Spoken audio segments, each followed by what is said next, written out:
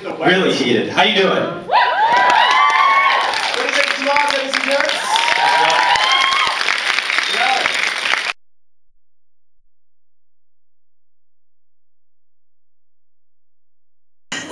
I just want a bit of a sense, more of a sense of your feelings of Australia.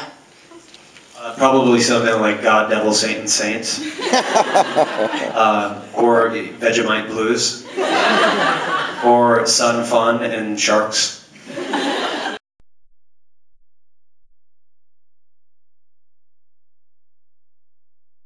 Sometimes real life overtakes your shooting schedule. And then we can make up some nonsense right now about it being supposed to be that way, and how that brown hair is really a metaphor for what was real life and what's not real life. There you go. You know, some people like the blonde, some people like the brown, so I had to mix it up, right? Who else? So, two more questions. Oh yes, you in the front.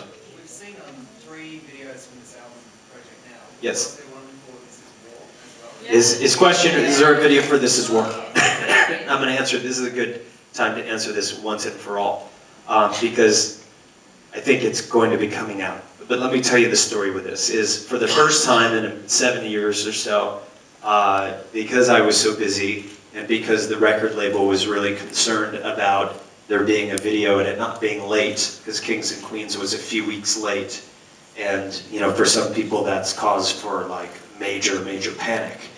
For an artist, that's really just like an afternoon. So, you know, business people do what they need to do, which is keep things on schedule, and artists do what they need to do, which is make art. So that battle is always fought. But what happened with This Is War is they really encouraged me to let someone else direct a video. And we all had a rational conversation with that, about that. And I said, you know what, great, let's find someone that can do it, and we'll take a chance, let someone else do it. It's an odd thing to do. But, so a really talented director came on board. His name is Edward Salier, he's a French guy.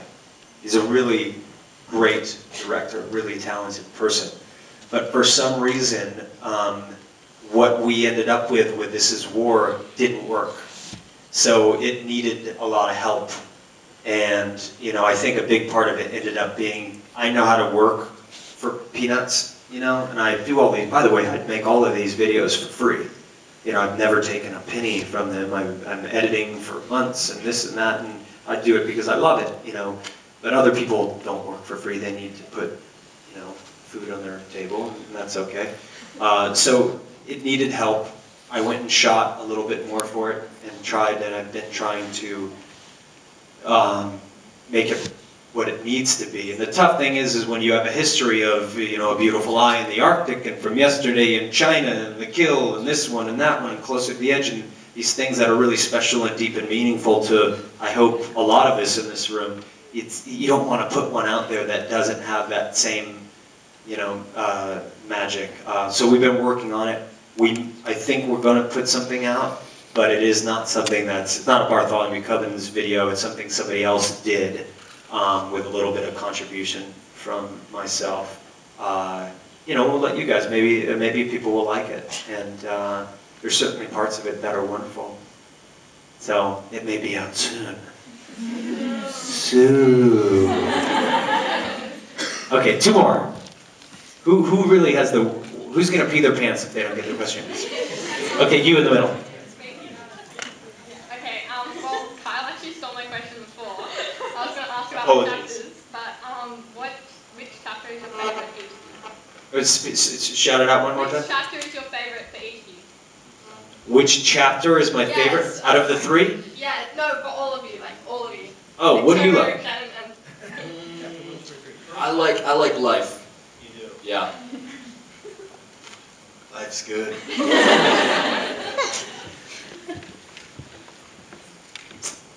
I don't know if I have to answer that. You don't have to answer it. You know, I love the way that life starts, because it's Shannon, and the way it slows down, and that was really an accident how that happened, and the way the title card worked. You know, you try things and you fail. And I remember there was one where I was like, well, let's try to put it right when, you know, the motorcycle wreck happens, which I thought was a bad idea because I thought it would take away from the wreck. But it's always good to try a bad idea for your creative people out there, because the great thing about a bad idea, if you try it and it's bad, then you'll learn something. And if it's great, then it surprises you. Who else? When you filmed it, as you know, it's been fantastic, but if you could go back and redo the film, what would you change, if anything, and why? Well, I would change everything, because as you grow and you live a life from day to day, your thoughts and opinions and skills change, and you would shoot things differently. So that's why once I'm done with these things, or even music, we don't even really listen to songs or watch these, because, you know, the ability to work on them is infinite. Who else? Yes. You. The film's obviously very intense, and I just wanted to know whether you guys enjoyed making it. Was it fun, or was there an emotional journey involved in it, or? Yeah, the whole thing was emotional, and the journey was spectacular. I mean, to be shooting in New York at all hours of the night, see these amazing people and meet these different different types of people. It was a lot of fun. A lot of fun. Yes. You mentioned before that each of the sequences were taken from dreams of yours. The S&M stuff, whose dreams were they? All of our dreams, don't lie. And also, Jared, you talk to those scenes really well as well. Is that like just an average night in there with Jared Leto? We didn't hear you say that. Is that just an average night? Well, you know. As Jared's attorney, we'll plead the fifth on that one. Yes. Someone made a joke, I should have just put a sex tape out. Right. Yes, you. Can you translate some of the French from the film? Yeah, in the beginning it says, this is not a reality, this is a dream. Yeah, c'est en vrai, right?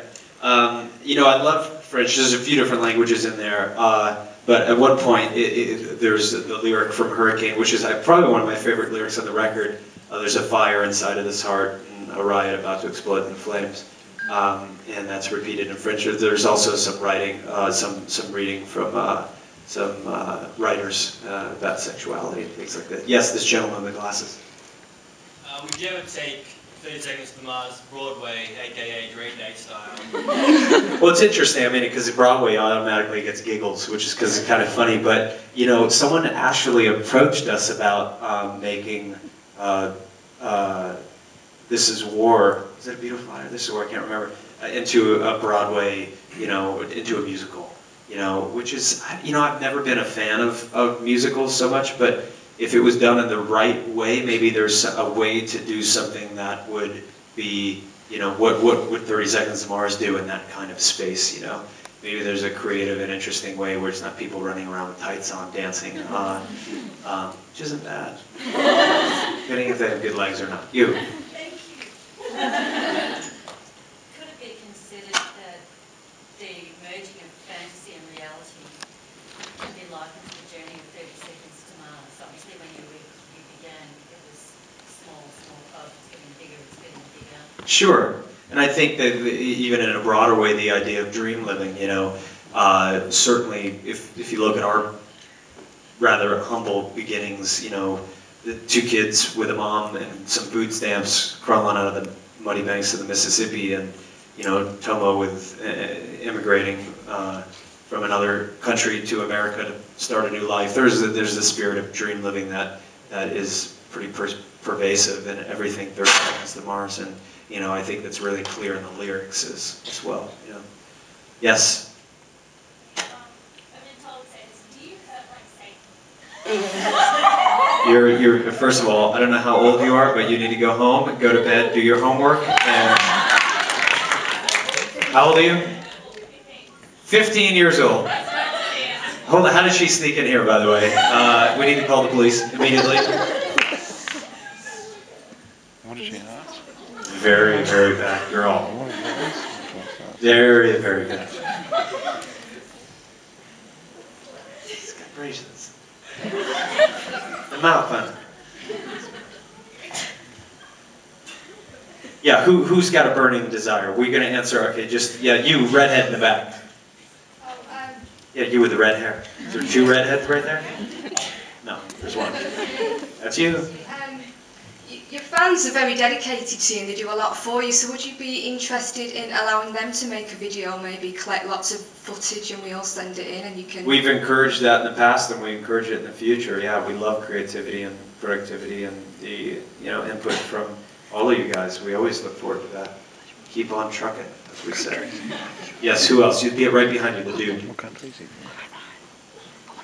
I was just wondering, what made you... No, I wasn't talking. I thought there was. Isn't that dude right behind you have a question or not? No, I got one. No, I thought the dude. I said the dude and the chick was like. Okay, sorry. In my country, the dude is a dude. I'll answer it then. Okay, I thought the guy with a white shirt on had a question up there. No, okay, so. Anyways. The dude. Hey, it's the dude. I'm the dude. How you doing, Actually, dude? Very good, dude. What about you? I'm all hot. Well, you look it, just saying. Let's do it. Alright.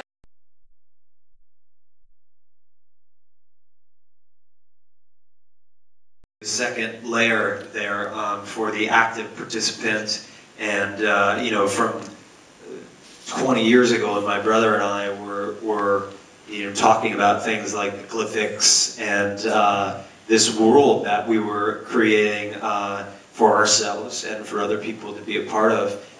Signs and symbology and iconography has always been a really important part to kind of galvanize and to direct all of us and to show unity. That was really, really important.